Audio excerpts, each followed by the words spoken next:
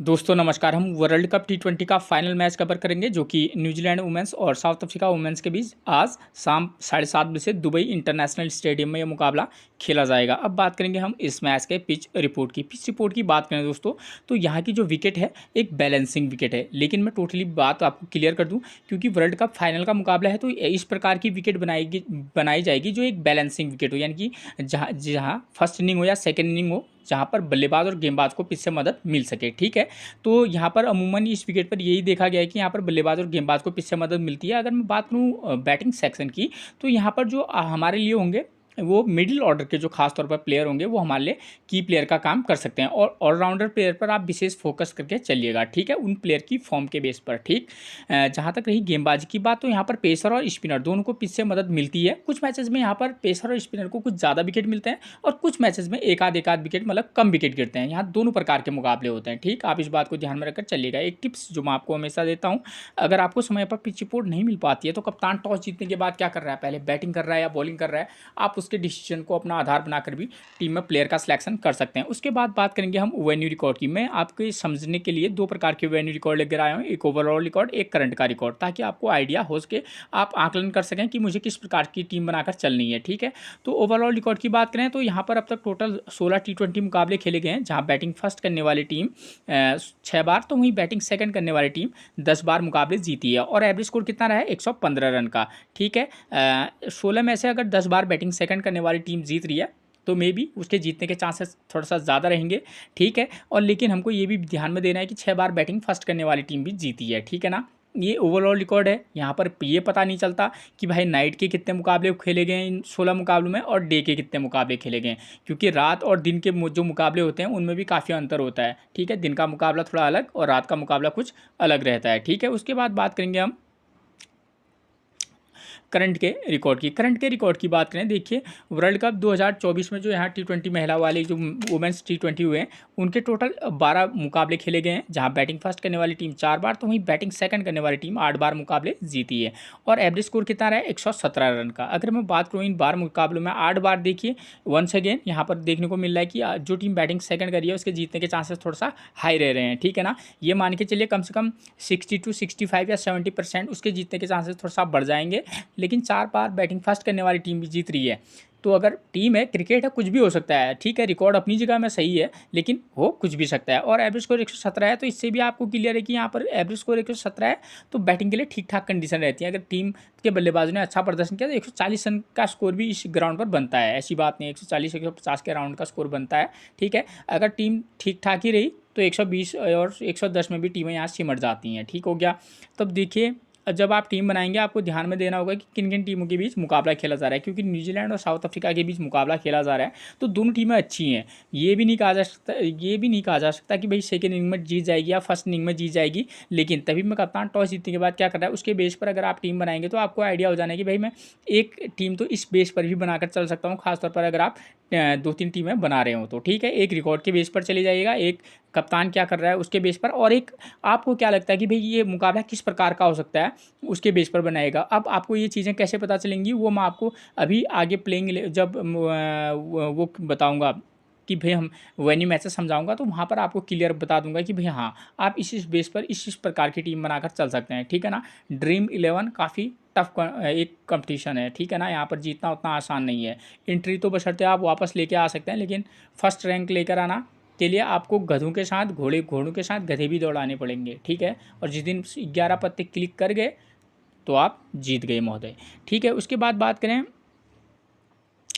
इन 12 मुकाबलों में, तो 12 मुकाबलों में टोटल कितने विकेट गिरे हैं 134 विकेट गिरे हैं, जहाँ फर्स्ट इनिंग में 75 और तो सेकेंड इनिंग में 59 विकेट गिरे हैं। ठीक हो गया, तो कहीं ना कहीं फर्स्ट इनिंग में कुछ ज़्यादा विकेट गिर रहे हैं। ठीक है, और सेकेंड इनिंग में थोड़ा सा कम। ठीक है, इसलिए आपको ये भी देखने को मिल रहा है कि अगर 12 मुकाबले इस साल यहाँ खेले गए तो 12 में से 8 बार बैटिंग सेकंड करने वाली टीम जीती है ना। तो अब देखिए 134 में से फर्स्ट इनिंग में पेसर ने लिए हैं 23 विकेट, तो स्पिनर ने लिए हैं 41 विकेट। फर्स्ट इनिंग में सेकेंड इनिंग में पेसर ने लिए हैं 27 विकेट, तो सेकेंड इनिंग में स्पिनर ने लिए हैं 29 विकेट। ठीक है, उससे पहले अगर आपने मेरे चैनल को सब्सक्राइब नहीं किया तो प्लीज़, अगर आपको जानकारी अच्छी लग रही हो ना तो प्लीज़ सब्सक्राइब जरूर कर दीजिएगा, एक लाइक। ठीक है, अगर नहीं लग रही है कोई बात नहीं सर, ठीक है, बस आप वीडियो को समझ जाइएगा। ठीक है, आपके लिए थोड़ा सा सुविधा हो जाएगी। अब देखिए यहाँ पर क्या हो रहा है, फर्स्ट इनिंग में जब हम टीम बनाएंगे तो हम स्पिन पेस, चाहे फर्स्ट इनिंग हो या सेकेंड इनिंग हो, हम दोनों का कॉम्बिनेशन लेकर चलेंगे। मैंने आपको बोला कि यहाँ पर दोनों प्रकार के मुकाबले होते हैं जहाँ पर विकेट गिरते भी हैं और विकेट नहीं भी गिरते हैं, ठीक है। किसी मैच में स्पिनर ज़्यादा विकेट लेते हैं, पेसर कम, ठीक है। तो किस प्रकार के मुकाबले होते हैं वो मैं आपको आगे चलकर समझाऊंगा। और मैचेस होते भी किस प्रकार के हैं, एक तो हाई स्कोरिंग होते हैं, लो स्कोरिंग होते हैं। हाई स्कोरिंग भी किस प्रकार के होंगे, जो एक हाई स्कोरिंग वाला मुकाबला होगा जहाँ फर्स्ट इनिंग में जो टीम बैटिंग करेगी वो 150 रन के अराउंड इस वाले जो वुमेन्स T20 हैं उनमें स्कोर करेगी, और सेकेंड इनिंग में टीम या तो उसके अराउंड पहुँच जाएगी या उसको चेज कर लेगी, ठीक है, या तो उसके करीब पहुंच जाएगी या उसको चेज कर लेगी, दो ही कंडीशन होती हैं, ठीक है। और या क्या होगी कि वो 140 बनाए, अगली टीम 110 रन पर ऑल टीम आउट जाए। और लो स्कोरिंग वाले मुकाबले भी दो प्रकार के होते हैं, जहाँ पर आपको देखने को मिलेगा कि जो टीम बैटिंग फर्स्ट कर रही है उसने 120 रन का स्कोर बनाया तो अगली टीम या तो उसको चेज कर लेगी या 120 रन के बदले में वो 90 रन पर ऑल टीम आउट जाए। और इस प्रकार के मुकाबले इस ग्राउंड पर हो रहे हैं, ठीक है। तो मेरे को आपको जानकारी देना ज़रूरी है, ठीक है। अब बात करेंगे प्लेयर्स फॉर्म की। तो देखिए ऑस्ट्रेलिया की तरफ से और साउथ अफ्रीका की, यहाँ पर थोड़ा सा मेरी गलती हो गई है, ये ऑस्ट्रेलिया नहीं होगा, ये न्यूजीलैंड होगा, ठीक है ना। ये न्यूजीलैंड और ये साउथ अफ्रीका, ठीक है। तो यहाँ पर क्या हो गया, तो न्यूजीलैंड की तरफ से सूजी बीट्स मिलेंगी, जॉर्जिया प्लीमर मिलेंगी, एमिलिया कर, फ्रांस जोन्स, एडन कार्सन और ली ताहू। तो इन प्लेयरों की फॉर्म अच्छी है, आप इन पर थोड़ा ट्रस्ट करके चल सकते हैं, ठीक है। इनमें से भी प्लेयर फ्लॉप होंगे, ऐसी बात नहीं है कि ये सारे के सारे चलेंगे, ठीक है। और बात करूँ मैं अगर साउथ अफ्रीका की, तो उनकी तरफ से लॉरा वॉलवेट, ताजमिन ब्रिट्स, मार्जाना कैम्प, सोलेट ट्रायन, ए बोस और एन मालवा, ये प्लेयर अच्छी फॉर्म में है। तो ये प्लेयर पर आप फोकस करके चलिएगा, ठीक है। तो आपके लिए क्या होगी, आसानी होगी। न्यूजीलैंड के ये प्लेयर, ठीक है, और साउथ अफ्रीका के ये प्लेयर फोकस करके चलना है। इसके अतिरिक्त भी कुछ ऐसे प्लेयर होंगे जो इस मैच में एक की प्लेयर का काम कर सकते हैं, ठीक है। जैसे मैंने यहाँ पर आपको न्यूजीलैंड की तरफ से सोफी डिवाइन का नाम नहीं लिखा है, और उनकी तरफ से एक आती हैं ब्रुक हैलिडे, ठीक है ना। तो ये जो दो प्लेयर हैं इनकी फॉर्म अच्छी नहीं है, लेकिन प्लेयर दमदार हैं, किसी भी मैच में प्रदर्शन कर सकते हैं। तो ऐसे प्लेयर पर भी आपको फोकस करके चलना होगा किसी मैच में, ठीक है। फॉर्म खराब है, आप एक आध मैच में तो ड्रॉप करके चलना ही पड़ेगा, ठीक है, लेकिन हाँ एक आध मैसेज में आप पिक करके चल सकते हैं। स्कोरिंग पैटर्न यहाँ अधिकतर मुकाबले लो स्कोरिंग मुकाबले देखने को मिलते हैं, ठीक है। लेकिन वुमेन्स T20 में 140 के समथिंग और 150 के समथिंग का स्कोर भी एक एवरेज स्कोर, अच्छा स्कोर माना जाता है, ठीक है। तो यहाँ पर उस प्रकार के मुकाबले होते हैं, ठीक है। अब बात करेंगे हम वेन्यू मैचेस की, ताकि आपको समझ में आ जाएगी भाई इस ग्राउंड में मैच किस प्रकार का हो रहा है। तो ये 17 अक्टूबर का मुकाबला था। ऑस्ट्रेलिया ने फर्स्ट इनिंग में बल्लेबाजी की, 134 रन बनाए, विकेट कितने गिरे हैं, 5, और साउथ अफ्रीका ने आसानी से उसको चेज कर लिया है, ठीक है। और यहाँ पर विकेट भी कम गिर रहे हैं और चेज आसानी से हो जा रहा है, ठीक हो गया। एक मुकाबला इस प्रकार का हुआ, और सेम इस प्रकार का एक मुकाबला फिर से हुआ था जहाँ पर 141 रन बनाए थे, वेस्ट इंडीज़ ने चेज कर लिया था। यानी कि 100 मतलब टोटली मान के चलें तो यहाँ पर 141 चेज कर लिया है, यानी कि चेज करना यहाँ पर को थोड़ा सा ईजी पड़ रहा है, कम से कम इन दो मुकाबलों के बेस पर। यहाँ पर भी चेज हो गया और यहाँ पर भी दूसरे वाले मैच में भी, इसमें भी चेज हो गया, ठीक हो गया। इस प्रकार के मुकाबले हो रहे हैं। और एक इस प्रकार के भी इसी ग्राउंड पर मुकाबले हो रहे हैं जहाँ पर टीम जो है 110 रन पर पहली टीम बना रही है और सेकेंड इनिंग में टीम चेज नहीं कर पा रही है, यानी कि लो स्कोरिंग मुकाबला है और उसको भी टीम चेज नहीं कर पा रही है सेकेंड इनिंग में। तो यहाँ पर न्यूजीलैंड एक अच्छी टीम है, पाकिस्तान एक औसत टीम है, ठीक है। तो कहने का मतलब है भाई लो टोटल चेज भी हो सकता है और नहीं भी हो सकता है। तो आपको मैंने कंडीशन बता दी है कि भाई इस प्रकार का मुकाबला हो रहा है। तो मान लीजिए कि हम इस वाले मैच को आधार मानकर अगर हम टीम बनाएं तो हम किस प्रकार की टीम बना देंगे, ठीक है। दो प्रकार की कंडीशन होगी, या तो न्यूजीलैंड बैटिंग फर्स्ट करेगी या साउथ अफ्रीका। चलो पहले ये मान के चलते कि अगर न्यूजीलैंड बैटिंग फर्स्ट करेगी तो तब हम किस प्रकार की टीम बनाकर चल सकते हैं। हमको साफ पता चल रहा है यहाँ पर फर्स्ट इनिंग में विकेट भी कम गिर रहे हैं, एक ठीक ठाक टोटल बन रहा है। तो यहाँ पर देखिए फर्स्ट इनिंग में स्कोर करने वाले बल्ला 2 नंबर, 4 नंबर, 5 नंबर का प्लेयर स्कोर कर रहा है। पावर प्ले में 2 विकेट गिर रहे हैं, पेसर और स्पिनर को लगभग एक आध विकेट मिल रहे हैं। तो हम किस प्रकार की टीम बनाएंगे, जो अगर न्यूजीलैंड बैटिंग फर्स्ट करेगी तो उनकी तरफ से ओपनर कौन आते हैं, सूजी बीट्स, जॉर्जिया प्लीमर और एमिलिया कर। नंबर 3 पर एमिलिया कर आती हैं। तो सूजी बीट्स जो है वो एक ठीक टच में है, टच प्लेयर का मतलब है 20-25 का स्कोर, 18, 20, 22, 25 का स्कोर बन रहा है, लेकिन उससे बड़ा स्कोर कर नहीं पा रही हैं। तो ऐसे प्लेयर को आप क्या कर सकते हैं, किसी मैच में पिक और किसी मैच में ड्रॉप करके चल सकते हैं। ठीक है, इस वाले प्लेयर को आप ऐसा नहीं कह सकते मैं सब मैच से ड्रॉप कर दूं, लेकिन हाँ, रिस्क लेकर आप किसी मैच में ड्रॉप करके चल सकते हैं। नंबर 2 पर ओपनर पर ये आती है कौन, जॉर्जिया फ्लीमर। इनकी भी फॉर्म अच्छी है। ठीक है, एक आध मैच तो अप एंड डाउन चलते रहते हैं, ठीक है ना, क्रिकेट है। तो दोनों की फॉर्म की बात करूँ तो ठीक फॉर्म में है, तो किसी मैच में दोनों को पिक करना और किसी मैच में इनमें से एक को ड्रॉप करके चलना। उसके बाद नंबर 3 पर एमिलिया कर की बात करूँ तो ये ऑलराउंडर प्लेयर हैं, लेग स्पिन गेंदबाजी कराती हैं और नंबर 3 पर बल्लेबाजी करती हैं। वाइस कैप्टनसी की एक प्रमुख चॉइस हमेशा हर मैच में रहती हैं, आज के मैच में भी रहेंगी। ठीक है, ठीक। और इनकी फॉर्म की बात करूँ, बल्ले से अभी तक इन्होंने बहुत बड़ा स्कोर तो नहीं किया, लेकिन हाँ एक अच्छा प्रदर्शन हर मैच में करती हैं। चाहे प्रदर्शन बल्ले से बनाए तो 4 विकेट बॉल से ले लेती हैं, तो एक ज़बरदस्त पिक रहेंगी। ठीक है, तो इस प्लेयर के साथ जब आप बहुत बड़ा रिस्क लेंगे तभी अमेलिया कौर को ड्रॉप करना, वरना हाँ आपके लिए उपयोगी प्लेयर तो निश्चित तौर पर रहेंगी। ठीक है, 3 प्लेयर मतलब स्ट्रॉन्ग है न्यूजीलैंड के साइड से, टॉप 3। ठीक है, अब बात आती है नंबर 4 पर आती हैं सोफी डिवाइन, नंबर 5 पर आती हैं ब्रूक हेरिडे और नंबर 5-6 पर आती है मैडी ग्रीन। तो इन 3 प्लेयरों में जो है तीनों प्लेयरों की फॉर्म कोई खास नहीं है, क्लियर बात। ठीक है, लेकिन हमारे लिए सोफी डिवाइन और ब्रूक हेरिडे दोनों इंपॉर्टेंट रोल प्ले कर सकती हैं। तब ठीक है, इन दोनों में से एक को मौका देकर देखिएगा। ठीक, क्योंकि यहाँ पर हमको पता है कि विकेट 5 ही गिर रहे हैं, तभी उसके बेस पर ही हम टीम बना रहे हैं। जब हमको पता है कि यहाँ 7-8 विकेट गिरेंगे तो उसके बेस पर हम दूसरी टीम बनाएंगे, वो मैं अभी आपको आगे बताऊंगा, वो उसको मैं फटाफट बताऊंगा, इसलिए मैं आपको डिटेल एनालाइज दे रहा हूँ। ठीक, तब आप क्या कर सकते हैं, इस कंडीशन के बेस पर तो ठीक है, आप टॉप ऑर्डर में 2 प्लेयर और बाद के 2 प्लेयर। ठीक है, क्योंकि सोफी डिवाइन जो है, बात ये हो रही है वो इस समय गेंदबाजी नहीं करा रही है, पिछले 1-2 मैचेस से सोफी डिवाइन ने गेंदबाजी नहीं कराई है। ठीक है ना, तो थोड़ा सा आप इस चीज़ को भी थोड़ा सा ध्यान में रखकर चलिएगा। ठीक है, और इन दोनों में से ब्रूक हेरिडे के साथ आप जा सकते हैं। ठीक है, तो टॉप 5 में से आप 3 प्लेयर को ही सिलेक्शन कीजिएगा। ठीक है ना, ठीक। उसके बाद मैडी ग्रीन की बात करूँ, प्लेयर तो अच्छी हैं लेकिन उनका फॉर्म कोई खास नहीं चल रहा है। ठीक है, उसके बाद यही टीम बॉलिंग सेकंड कराएगी और हमको पता है भाई सेकंड इनिंग में टीम क्या कर ले रही है, चेज कर ले रही है।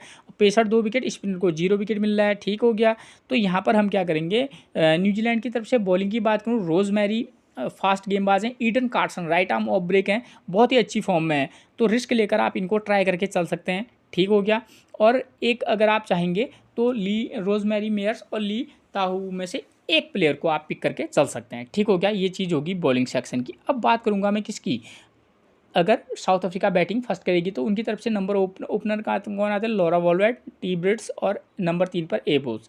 तीनों प्लेयर की फॉर्म अच्छी है। ठीक है, तो एक बार फिर वही कहूँगा, तीनों में से एक मैच में तो दोनों को पिक करके चलना और एक मैच में एक को पिक करके चलना। ठीक है, क्योंकि जब हम टीम बनाते हैं तो हमको ये भी ध्यान देना होता है कि अपोजिशन बॉलर की फॉर्म क्या है। ठीक है, मैंने आपको बता दिया कि रोजमेरी और ली ताहू की फॉर्म उतनी अच्छी नहीं है, लेकिन हाँ एक ठीक टच में ज़रूर है, ज़बरदस्त प्रदर्शन भी कर सकती हैं, ऐसी बात नहीं है। लेकिन साउथ अफ्रीका के दोनों ओपनर ज़बरदस्त फॉर्म में हैं।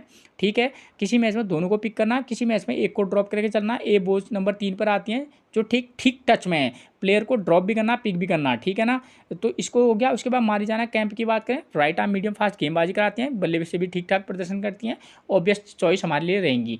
उसके बाद नंबर 5 पर आपको मिलेंगी सी ट्रायन, नंबर 6 पर मिलेंगी सुनील लुस।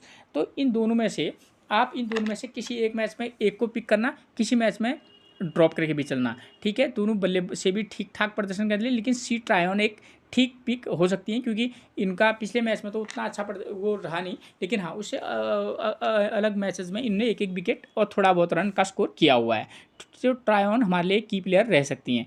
उसके बाद ये टीम गेंदबाजी कराएगी सेकेंड इनिंग में, तो हम क्या करेंगे, सेकेंड ऑप्शन में यहाँ पर इनके भी पेसर बॉलर कोई खास फॉर्म में नहीं है साउथ अफ्रीका के। और अगर एन मालवा की बात करूँ तो एक हमारे लिए की प्लेयर हो सकती हैं, तो गेंदबाजी सेक्शन से एक सी ट्रायन, मारीजाना कैम्प, ठीक है, 2 प्लस एन मालवा के साथ आप जा सकते हैं। ठीक है, इस वाले मैच के बेस पर। अब उसके बाद आती है सेकेंड इनिंग में, तो सेकेंड इनिंग में यहाँ चेंज हो जा रहा है, जो भी टीम बैटिंग फर्स्ट सेकेंड करेगी आप 2 टॉप ऑर्डर के प्लेयर पर फोकस करके चल सकते हैं, और किसी मैच में आप चाहें तो 2 नंबर, 4 नंबर और 5 नंबर के प्लेयर पर भी फोकस करके चल सकते हैं। उसके बाद सेकेंड इनिंग में पावर प्ले में 1 विकेट गिर रहा है, चाहे न्यूजीलैंड करे या कौन साउथ अफ्रीका करे, कौन सा प्लेयर किस नंबर पर आता है वो मैं बता भी चुका हूँ, और प्लस अभी मैं प्लेइंग 11 में बताऊंगा तो वहाँ पर आपको क्लियर हो जाएगा। ठीक है, तो इस बात को आप ध्यान में रखकर चलिएगा। ठीक, अब बात आती है कैप्टनसी और वाइस कैप्टनसी। इस वाले मैच के बेस पर आप कैप्टनसी और वाइस कैप्टनसी देना चाह रहे होंगे तो आप फर्स्ट इनिंग से और हो या सेकंड इनिंग से हो, बैट्समैन सेक्शन में से टॉप ऑर्डर के प्लेयरों को उनके फॉर्म के बेस पर वाइस कैप्टनसी दे सकते हैं। बात करूँ फॉर्म की तो सभी की फॉर्म अच्छी है, ठीक, चाहे आप जॉर्जिया प्लीमर कहें, अमेलिया कर कहें, लॉरा वॉलवेट कहें, टी बिट्स कहें या मारिजाना कैंप कहें, तो इन प्लेयर के साथ जाया जा सकता है, ठीक है, क्योंकि ये गेंदबाजी भी कर लेते हैं, साथ में बल्लेबाजी टॉप ऑर्डर पर करते हैं। वाइस कैप्टनसी का एक अच्छा विकल्प रहेंगी। उसका एक ही रीज़न है, क्योंकि यहाँ पर विकेट कुछ ज़्यादा नहीं गिर रहे हैं, ठीक है, और बल्लेबाज स्कोर ज़्यादा कर रहे हैं इसलिए। और कैप्टन अगर आप सेकेंड इनिंग से दें तो आपके लिए थोड़ा सा बेटर हो सकता है, ठीक है।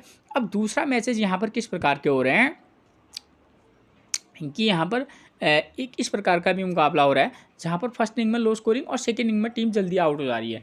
अब दोनों टीम में फाइनलिस्ट हैं और दोनों की टीम फॉर्म अच्छी है, तो ये मान के चल सकते हैं कि भाई मुकाबला तो ऐसा नहीं होगा। लो स्कोरिंग मुकाबला जरूरी थोड़ी है कि 110 ही रन बनाएगी, हो सकता है 120 से 125 रन का स्कोर बनाए, हो सकता है 100 रन पर ऑल टीम आउट जाए। ये हमको एक दिमाग में ये सोच के चलना पड़ता है कि भाई हाँ 10-20 रन ऊपर नीचे दाएं बाएं हो सकते हैं, ठीक है। तो और विकेट 6 के बदले में 8 गिर सकते हैं या 6 भी गिर सकते हैं, यहाँ भी 10 भी गिर सकते हैं, 8 भी गिर सकते हैं। तो अगर और ये मान के चलेंगे कि सेकंड इनिंग में टीम चेज ना कर पाए, तो उस कंडीशन में हम ये भी कर सकते हैं, जो टीम बैटिंग फर्स्ट करेगी हम क्या कर लेंगे, क्योंकि हमको पता है लो टोटल मुकाबला है, तो हम क्या कर सकते हैं 2 नंबर 4 नंबर 6 नंबर के प्लेयर के साथ जा सकते हैं जो टीम बैटिंग फर्स्ट करेगी, ठीक है, चाहे वो साउथ अफ्रीका हो या न्यूजीलैंड। और जो टीम सेकेंड इनिंग में बैटिंग करेगी, कि हमको पता है भाई सेकेंड इनिंग में चेज नहीं हो रहा, बैटिंग के लिए वैसे ही टफ कंडीशन है, सेकेंड इनिंग में कुछ ज़्यादा टफ हो रही है, तो यहाँ पर आप क्या कर सकते हैं 1 2 3 4 टॉप 4 में से केवल एक प्लेयर को मौका दीजिएगा और 6-7 में से एक प्लेयर को जो ऑलराउंडर प्लेयर हो, क्योंकि यहाँ पर स्पिनर हमारे लिए इंपॉर्टेंट होगा, तो जो स्पिन ऑलराउंडर होगा उसको आप क्या कर सकते हैं पिक करके चल सकते हैं। तो सेकेंड इनिंग में थोड़ा सा बल्लेबाजों को कम पिक और ऑलराउंडर प्लेयर प्लस एक गेंदबाज पर फोकस करके कुछ ज़्यादा चल सकते हैं। उसका एक ही रीज़न है, क्योंकि फर्स्ट इनिंग में हमको एक पेसर तो चाहिए ऑलराउंडर और साथ में स्पिनर गेंदबाज, तो और सेकेंड इनिंग में आप स्पिन पर फोकस करके चलेगा। और इस वाले मैच के बेस पर अगर आप टीम बना रहे होंगे, ठीक है, तो आप स्पिनर को वाइस कैप्टनसी दे सकते हैं, प्लस जो ऑलराउंडर क्या हो स्पिनर टाइप का हो और साथ में गेंदबाजी कर ले, वो भी हमारे वाइस कैप्टनसी का विकल्प बन सकता है, ठीक है। प्लेइंग 11 से सारा कुछ आपको पता चल जाएगा। तो मुकाबला इस प्रकार का भी होता है, ये मेरा बताने की जिम्मेदारी है। और कप्तान टॉस जीतने के बाद क्या कर रहा है उससे बहुत कुछ आइडिया हो जाता है, ठीक है, सीधे ही पता चल जाएगा। अगर बैटिंग फर्स्ट करेगी वो समझ जाएंगे कि भाई बैटिंग फर्स्ट के लिए अच्छी कंडीशन होगी इसलिए बैटिंग फर्स्ट कर रहा है, ठीक है, और सेकेंड इनिंग में टफ होंगी। अगर वो उसने ये चुन लिया कि अगर बैटिंग उसने टॉस जीता और बैटिंग चुन ली, तो फिर आप इस वाले मैच के बेस पर टीम बना सकते हैं। और कभी कभी धोखा भी हो जाता है, ऐसी बात नहीं है, ठीक है, लेकिन हाँ आपके समझने के लिए मेरे को आपको बताना ज़रूरी है भाई, ठीक है ना। क्या पता आप फर्स्ट रैंक लेकर आ जाएँ तो बहुत अच्छी बात है, ठीक है ना, हर एक को पैसे की ज़रूरत है, ठीक। न्यूजीलैंड की तरफ से प्लेइंग 11 की बात करें तो नंबर 1 पर मिलेंगे सूजी बीट्स। देखिए पिछले मैच में इन्होंने गेंदबाजी भी कराई, गेंदबाजी कराती हैं ऐसी बात नहीं है, लेकिन आजकल गेंदबाजी नहीं करा रही थी सूजी बीट्स, ठीक है। तो फॉर्म अच्छा चल रहा है, ठीक, आप पिक भी करना ड्रॉप भी करके चलना। ये डिपेंड करता है कि भाई आप किस पेस पर टीम बना रहे हैं, आपको क्या लग रहा है लो स्कोरिंग होगा हाई स्कोरिंग होगा, ठीक है। और जॉर्जिया प्लीमर अच्छी फॉर्म में है, ठीक है ना, एक अच्छी पिक बन सकती हैं। और वाइस कैप्टनसी की तो दावेदार रहेंगी। अमेलिया कर 7 run 2 wicket, 9 run 3 wicket, 34 run 2 wicket, ज़बरदस्त है, हमेशा कैप्टनसी की प्रमुख चॉइस रहती हैं, ठीक है, और होनी भी चाहिए, इतना अच्छा प्रदर्शन करती हैं। और सोफी डिवाइन की बात करूँ, इस पिछले 2-3 मैच से गेंदबाजी नहीं करा रही हैं और फॉर्म भी कोई खास नहीं है, किसी मैच में पिक वरना ड्रॉप, ठीक है। ब्रिक हैलिडे ये इनका फॉर्म है, कभी कभी गेंदबाजी कराती हैं और बल्ले से 18 20 22 रन का स्कोर कर देती हैं। जहाँ पर अगर लो स्कोरिंग वाला मुकाबला हो गया तो वहाँ पर 18 रन भी ड्रीम टीम का प्लेयर हो सकता है, ठीक है। मैडी ग्रीन कोई खास प्रदर्शन अभी तक किया नहीं है, इस वाले मैच में कुछ चमत्कार कर दें तो वो बात की बात है। उसके बाद नंबर 7 पर मिलेंगी इजाबिल गैस, ठीक है, पिछले मैच में 20 रन का स्कोर किया था, उससे पहले इनकी बैटिंग आनी थोड़ी सी मुश्किल ही रही थी। फ्रैंक जोन्स की बात करें तो हर मैच में लगभग एक विकेट के साथ ये चल रही हैं, तो एक किसी मैच में पिक और किसी मैच में ड्रॉप करके जरूर चलेगा। ली ताहू की बात करूँ, बॉलर का सिलेक्शन तो आप कंडीशन के बेस पर ही कीजिएगा कि भाई यहाँ पर पेसर को कितना मदद मिल रहा है उसके बेस पर, ठीक है। और वैसे इनका फॉर्म ठीक ठाक चल रहा है। रोजमैरी की बात करूँ तो किसी मैच में 2-3 विकेट ले लेती है, किसी मैच में 0 विकेट, ठीक है। और ऐसा प्लेयर ही सबसे खतरनाक और रिस्की प्लेयर होता है, ठीक है। और ऐसे प्लेयर को आप ड्रॉप भी कीजिएगा तो पिक भी करना है। ईडन कार्सन लगातार हर मैच में इन्होंने ज़बरदस्त प्रदर्शन किया हुआ है, ठीक है, 3-2-2, तो आप पिक तो जरूर कीजिएगा, लेकिन अच्छा प्रदर्शन कर रहे हैं। कभी कभी फ्लॉप भी प्लेयर का एक पार्ट है, फ्लॉप होना, तो आप इनको पिक करके तो निश्चित तौर पर चलेगा, लेकिन ड्रॉप भी किसी मैच में चाहे तो कर सकते हैं। साउथ अफ्रीका की तरफ से नंबर 1 पर आपको मिलेंगे लॉरा वॉलवेट, ज़बरदस्त फॉर्म में है, ठीक है ना। एक अच्छी पिक रहेंगी। तास्मिन ब्रिट्स की बात करूँ, कोई कितनी अच्छी फॉर्म में क्यों ना हो, टीम अप जब बनाए हैं तो कंडीशन के बेस पर अगर प्लेयर सूटेबल नहीं है तो उसको ड्रॉप करके चलिएगा। तास्मिन ब्रिट्स की बात करें तो देखिए एक ठीक टच में प्लेयर है और अच्छा प्रदर्शन कर रही हैं, पिक और ड्रॉप दोनों कीजिएगा, ठीक है। बोस की बात करें तो 74, 25, 11, 18, तो ऐसा प्लेयर कभी भी परफॉर्मेंस कर सकता है। आप क्या कीजिएगा, इन प्लेयर को पिक और ड्रॉप दोनों करना अलग अलग कंडीशन पर, ठीक है। उसके बाद नंबर 4 पर मिलेंगे हमको मारी जाना कैंप, ठीक है, एक अच्छी पिक रहेंगी, ठीक है। बल्लेबाजी और गेंदबाजी दोनों करती हैं। ट्रायन की बात करें, पिछला मैच 1 रन 0 विकेट और बाकी हर मैच में इन्होंने लगभग लगभग कुछ ना कुछ ड्रीम टीम में आने लायक प्रदर्शन तो इनने कर रखा है। लुस की बात करूँ तो लुस का जो है ये बुश टाइप की हो रही हैं, ठीक है। अब इस वाले मैच में एक आध विकेट ले लेंगी ना तो ड्रीम टीम में आ सकने की संभावना इनकी सबसे ज़्यादा है। इस प्लेयर पर किसी का फोकस नहीं होगा, सीधी बात है। और जिताएंगे तो आपको स्टार प्लेयर कभी ड्रीम टीम में आपको जिता नहीं सकते जब तक आप ऐसे प्लेयर आपकी टीम में ना हो, ठीक है ना। अगर ड्रीम 11 जीतना है तो अगर आपको एक बैलेंसिंग टीम बना के चलना है तो आपकी एंट्री हमेशा वापस आएगी। अगर आपने उस तरीके की टीम बनाई तो आप हारेंगे नहीं और जीतेंगे भी कभी नहीं। लेकिन उसके बाद नंबर 7 पर बात आती है किसकी, एंडी क्लर्क की तो इनका भी फॉर्म कोई खास अभी चल नहीं रहा है और पिछले एक आध मैच में गेंदबाजी तो हर मैच में कराती हैं, ठीक है। और पेसर को उतनी मदद नहीं है तो मे भी आप चाहें तो ड्रॉप करके चल सकते हैं। और डार्क सन ने लगभग हर मैच में एक एक विकेट ले रही हैं, ठीक है। पिछले मैच में गेंदबाजी कराई नहीं डार्क सन ने, लेकिन इस वाले मैच में निश्चित तौर पर कराएंगी। उसके बाद सिना जाफ्ता की बात करें तो आप इनको ड्रॉप ही करके चलना, चमत्कार ही होगा अगर इस वाले मैच में इन्होंने कुछ कर दिया तो। पिछले इतने मैच से तो बैटिंग आई नहीं। और मालवा की बात करें तो एक अच्छी पिक रहेंगी। खाका की बात करें तो पिछले मैच में 2 विकेट, उससे पहले 0-0 लगभग ऐसा ही इनका प्रदर्शन चल रहा है, फिर भी ट्राई किया जा सकता है खाका को। ये थी मैच से रिलेटेड वो जानकारी जिसके बेस पर आप एक बेहतरीन टीम बनाकर चल सकते हैं। फिर मिलेंगे आपसे एक और प्रेडिक्शन के साथ, तब तक के लिए आप सभी को मेरा प्रणाम दोस्तों।